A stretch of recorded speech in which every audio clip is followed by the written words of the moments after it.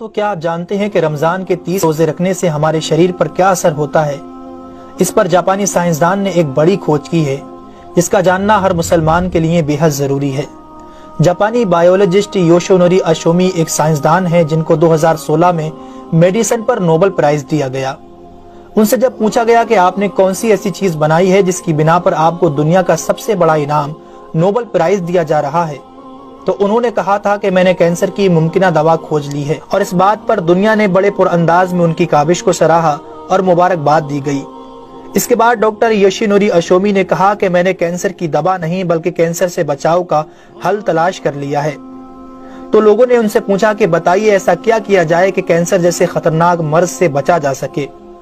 تو انہوں نے کہا کہ جب ہم بھوکا رہتے ہیں تو ہماری باڈی میں موجود غذائیت ختم ہونے لگتی ہے، جس کی وجہ سے جسم بھوک محسوس کرتا ہے۔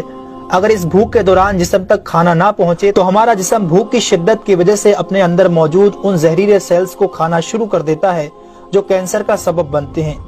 اس عمل کو میڈیکل کی لینگویج میں آٹوفیگی کہا جاتا ہے۔ اگر آپ چاہتے ہیں کہ آپ کا جسم ایسے بیمار سیل سے پاک ہو تو آپ کو بھوکا رہنا چاہیے۔ جب ایسے سیلز مرنا شروع کر دیتے ہیں تو کینسر کا پرسنٹیج کم ہو جاتا ہے۔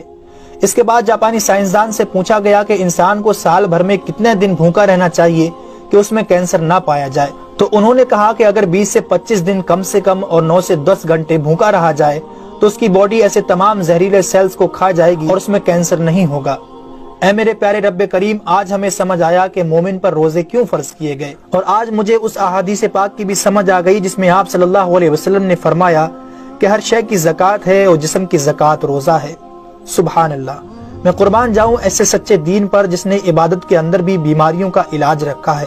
دوستو، اسلام وہ دین فطرت ہے جو زندگی کے ہر شعبے میں راہ اعتدال کی تعلیم دیتا ہے۔ اس لیے آج نہ صرف مغرب میں زیادہ کھانے کو ناپسند کیا جاتا ہے بلکہ اسے انسانی صحت کے لیے بھی نقصان دہ سمجھا جاتا ہے۔ اللہ تعالیٰ نے اپنے پیارے محبوب حضرت محمد صلی اللہ علیہ وسلم پر وحی نازل فرمائی، کھاؤ پیو اور حد سے نہ بڑھو، بے شک وہ حد سے بڑھنے والوں کو پسند نہیں فرماتا۔ اس کے علاوہ حضرت ابو ہریرہ رضی اللہ تعالیٰ عنہ سے روایت ہے کہ رسول اکرم صلی اللہ علیہ وسلم نے ارشاد فرمایا، کھاؤ پیو اور پہنو اور خیرات کرو بغیر فضول خرچی اور تکبر کیے۔ دوستو، انسان کو کھانے کی صرف تھوڑی سی مقدار کی ضرورت ہے جو انسانی جسم میں توانائی پیدا کر سکے، جتنی توانائی انسانی زندگی کے لیے ضروری ہے، اور جس سے اس کی صحت اچھی رہے اور وہ اپنی روزمرہ کی ذمہ داریاں پوری کر سکے۔ انسانی جسم کو جتنا کھانے کی ضرورت ہے اس سے زیادہ جسم میں داخل ہونے والا کھانا چربی بن جاتا ہے، جس کی وجہ سے انسان کا جسم بڑھ جاتا ہے، اس کی رفتار سست ہو جاتی ہے اور وہ بہت زیادہ تھکن محسوس کرنے لگتا ہے۔ اس کے علاوہ انسانی جسم بہت سے امراض کا شکار بھی ہو جاتا ہے۔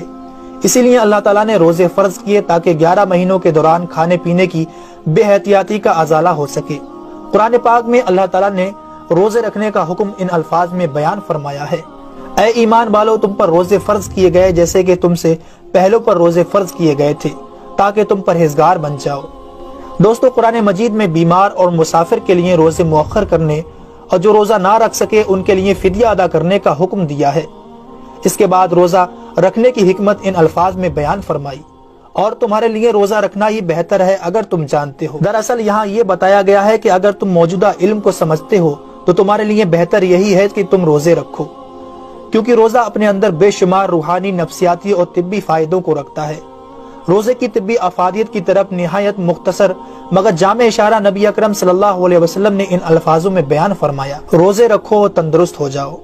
اللہ رب العالمین ہم سب کو اس مہینے میں زیادہ سے زیادہ نیکیاں کرنے اور سارے روزے رکھنے کی توفیق عطا فرمائے، آمین ثم آمین۔ تو کیا آپ جانتے ہیں کہ رمضان کے